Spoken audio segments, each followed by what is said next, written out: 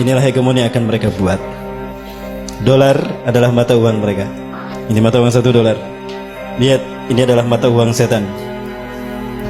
Lihat, segitiga dengan mata terputus. Kenapa diputus? Karena belum tiba saat sang mata satu datang memimpin kita. Kapan waktunya? Nanti kalau lahir sapi merah. Ternyata sapi merahnya sudah lahir.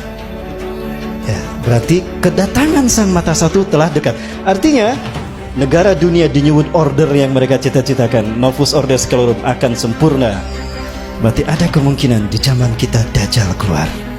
Simbol Anuit Kuptis. Dan ini sangat berbau Dajjal sekali. Segitiga Tuhan, mata satu, Dajjal.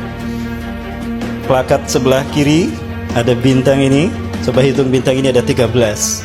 Hawariun ada 12. Yudas datang jadi 13. 13 bintang. Kalau kita lihat sudut-sudutnya, ini melambangkan singgasana Yahudi dengan 13 kasta.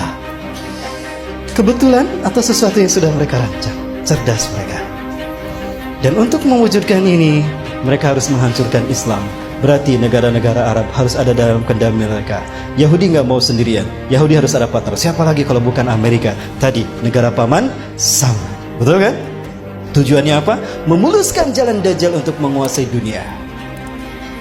Maka Yahudi melakukannya dengan 3 program besar dunia. 1. Eksodus besar-besaran ke negeri yang dijanjikan Tuhan.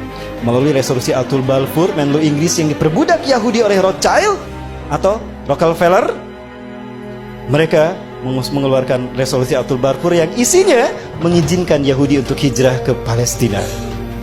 Maka sejak saat itu mereka hijrah setiap 2 minggu sekali 1.000 orang ke tanah Palestina. Kenapa harus Palestina? Karena Palestina adalah jantung dunia. Dia menghubungkan 3 benua. Palestina menghubungkan benua Afrika, Eropa dan Asia. Maka siapapun yang menguasai Palestina, dia menguasai dunia. Yahudi ingin menguasai dunia, maka Palestina harus mereka kuasai.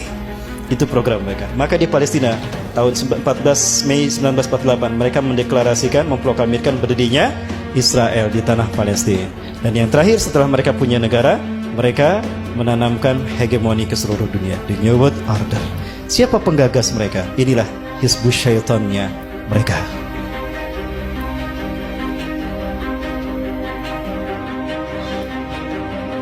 Baik, mereka inilah yang kemudian menciptakan platformnya, langkah demi langkahnya untuk menuju negara dunia. Apa negara dunia itu? The New World Order tadi. Dalam mata uang $1, Novus Ordo Seclorum. 1. Dunia dalam pemerintahan tunggal mereka. Siapa? Yahudi. Maka negara-negara di seluruh dunia harus sejalan dengan agenda Yahudi. Artinya mereka harus menjadi shadow government-nya Yahudi. Betul?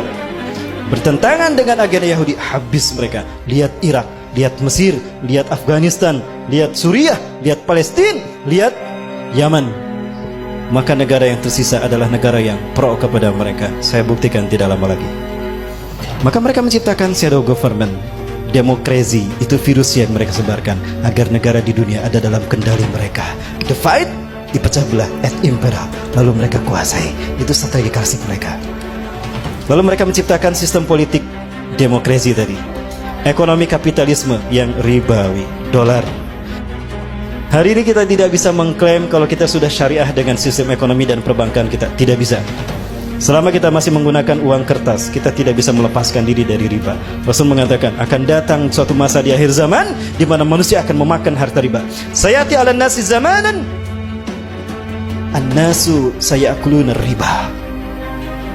Akan datang di akhir zaman manusia satu masa di mana manusia memakan harta riba. Kalaupun mereka tidak memakan harta riba, mereka terkena dengan debu riba. Ya pilar makulah. Di antara mata uang ini, yang paling mahal yang warna apa? Apa bedanya? Lo ongkos untuk membuat uang ini sama uang ini sama kan?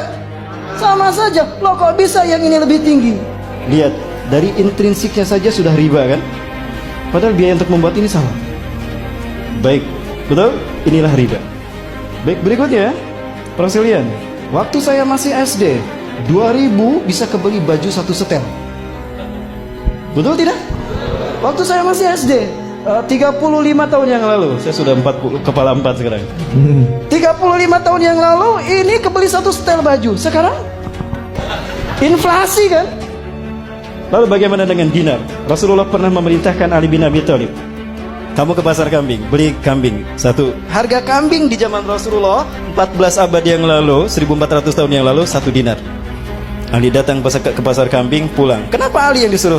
Karena Ali adalah sahabat terhebat dalam memilih kambing yang sehat dan dagingnya gemuk dan bagus kualitasnya. 14 abad yang lalu, 1400 tahun yang lalu, kambing 1 dinar. Sekarang berapa? 1 dinar berapa? 2,5 juta. Kebelikan kambing? Bayangkan 1400 tahun tidak mengalami inflasi. Nah ini 35 tahun inflasinya sudah berapa kali lipat. Demi Allah. Begini mereka cara menguasai dunia. Dajjal. Pinter kok Dajjal. Inilah ekonomi kapitalisme. Baik, negara tidak pernah mencetak uang ini. Negara hanya menentukan RAPBN. Betul? Sejumlah sekian triliun. Lalu diserahkan ke Bank Indonesia. Bank Indonesia tidak bertanggung jawab. Bank Indonesia tidak bertanggung jawab pada pemerintah, bertanggung jawabnya pada Bank Internasional, IMF, Bank Dunia. Itu tanggung jawabnya. Maka Bank Indonesia mencetak uang sejumlah RAPBN, angka RAPBN. Lalu diberikan pada pemerintah kita. Pemerintah kita tidak bayar cash kan untuk membayarnya, tapi ngutang. Ada jangka, ada bunga. Setiap lembarnya ada bunga. Artinya siapapun yang memegang uang ini di dompetnya siap dengan bunganya. Apa itu bukan riba? Jadi jangan mengaku syariah kalau masih menggunakan ini.